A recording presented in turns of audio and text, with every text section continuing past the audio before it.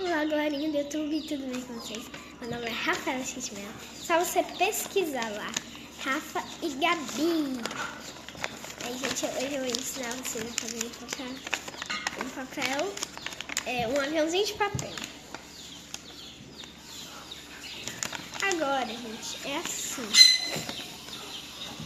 Vocês dobram assim. Aí.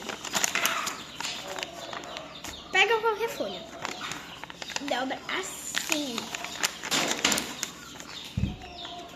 Aí você pega bem aqui, esses dois lugares, faz a mesma coisa. Agora virou uma casa, né?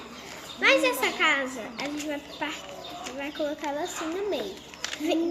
Não é assim que vai ser o aviãozinho de papel. Agora você vai dobrar aqui. E assim você vai fazer com o outro lado. E tá aqui o seu aviãozinho de papel. Gente, eu vou colocar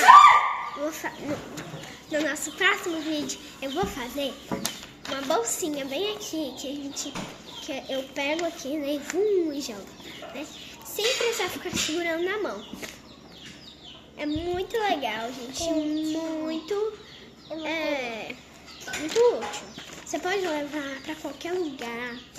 Aí eu vou ensinar vocês também a fazerem.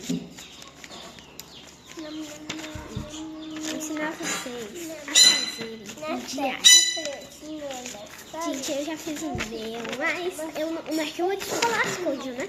Tá tudo coladinho. Eu só vou mostrar pra vocês como é que eu fiz ele. E se eu tiver outro, eu mostro pra vocês, entendeu? Aí, pronto pra decolagem, capitão! Não! Mas quando que você vai acabar?